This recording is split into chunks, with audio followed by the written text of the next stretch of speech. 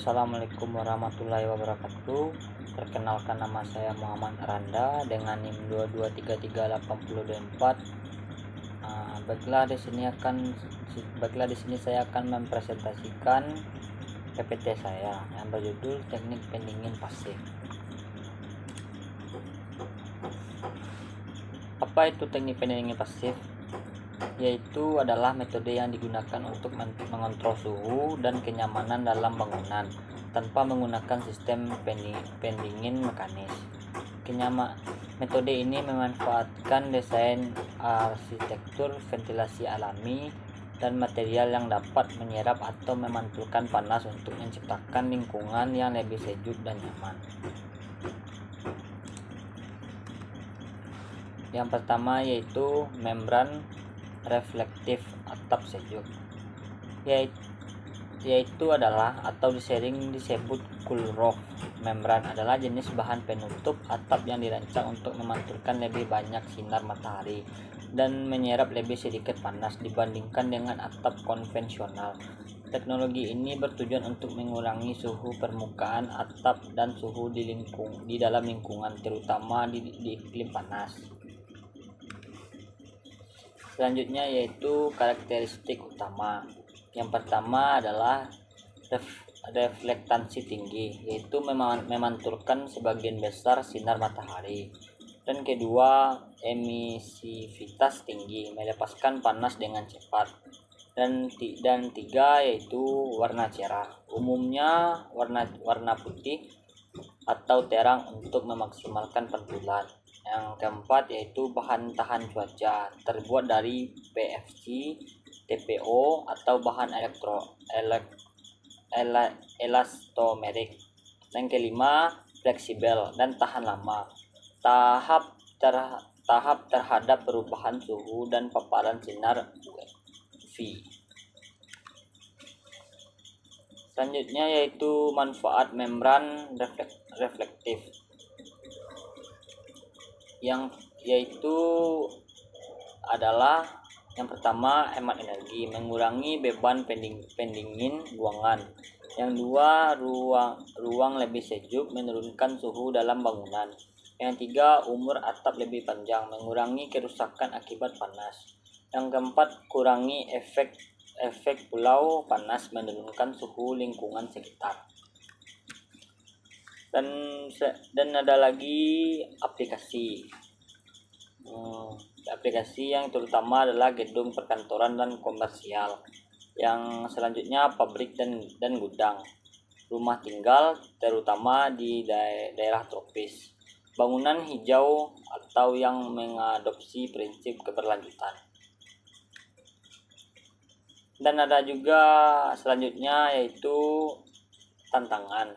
Yang pertama, tantangannya adalah biaya awal lebih tinggi dibandingkan dengan atap biasa, dan efektif bisa menurunkan jika permukaan kotor atau rusak. Selanjutnya, kesesuaian iklim, lebih efektif di dalam iklim panas daripada iklim dingin. Yang kedua yaitu bahan perubahan fasa.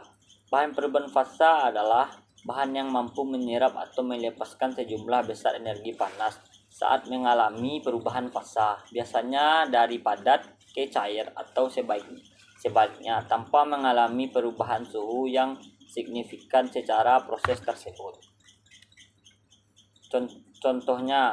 Contoh fasa dan aplikasinya.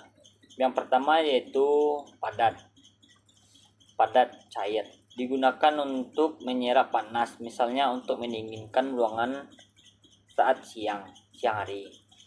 Yang kedua, cair ke padat, digunakan untuk melepaskan panas, misalnya untuk menjaga suhu hangat saat malam.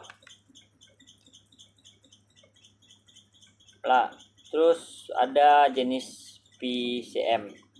Yang pertama organik, misalnya parafin, asam lemak, stabil, tidak korosif dan tidak beracun. Yang kedua anorganik, misalnya garam hidrat, kapasitas penyiraman panas tinggi tapi bisa korosif.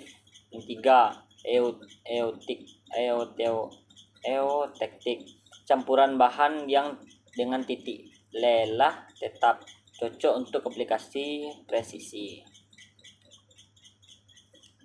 Aplikasi umum bangunan dimasukkan dalam dinding atau plafon untuk menjaga suhu ruangan yang stabil. Rantai dingin, cold kain, menjaga suhu dalam transportasi obat, vaksin atau bahan beku. Dan selanjutnya elektronik, mengurangi bahan panas berlebih pada perangkat. Selanjutnya tekstil, digunakan dalam pakaian yang beradaptasi dengan suhu tubuh. Ada juga manfaat utamanya, yaitu meningkatkan efisiensi energi, yang kedua menstabilkan suhu lingkungan, yang ketiga mengurangi beban sistem pendingin atau panas. 3. Atap hijau. Atap hijau atau yang disebut green roof adalah sistem penutup atap yang ditanami vegetasi di atas lapisan kedap air dan dryness. Tujuannya adalah menciptakan ruang hijau di atas bangunan dan memberikan manfaat lingkungan serta efisiensi energi. Komponen umum atap hijau. Yang pertama yaitu ada lapisan anti air, yaitu mencegah kebocoran ke struktur bangunan. Yang kedua, lapisan penghalang akar, menghindari penetrasi akar tanaman. Yang ketiga yaitu sistem drains, mengatur kelebihan air hujan. Yang keempat, media tanam, campuran dengan untuk menumbuhkan tanaman. Yang kelima, vegetasi, bisa berupa rumput, semak atau tanaman rendah pemeliharaan. Selanjutnya yaitu jenis atap hijau. Ekstensif, ada 3 bagian. Ada 3 contoh, 3 ringan, tipis, media tanam 15 cm, minim perawatan, dan tanaman kecil misalnya sedum. 2. Intensif, lebih tebal dan berat, bisa ditanami pohon kecil dan digunakan sebagai tanaman, butuh perawatan rutin. Manfaat atap hijau: mengurangi suhu atap dan panas perkotaan, efek pulau panas, dan isolasi termal, mengurangi beban AC pemanas. 3. Mengelola air hujan, menyerap dan menahan air hujan, meningkatkan kualitas udara dan keanekaragaman hayati, memperpanjang umur atap, melindungi dari sinar UV dan suhu ekstrim. Estetika dan nilai properti, menambah ruang hijau dan daya tarik visual.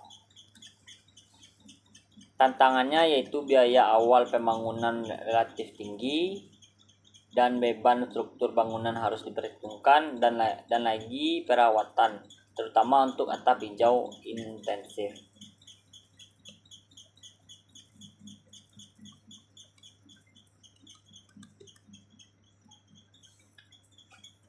Baiklah, sampai di situ saja presentasi saya. Kalau ada salah dan janggalnya, saya mohon maaf.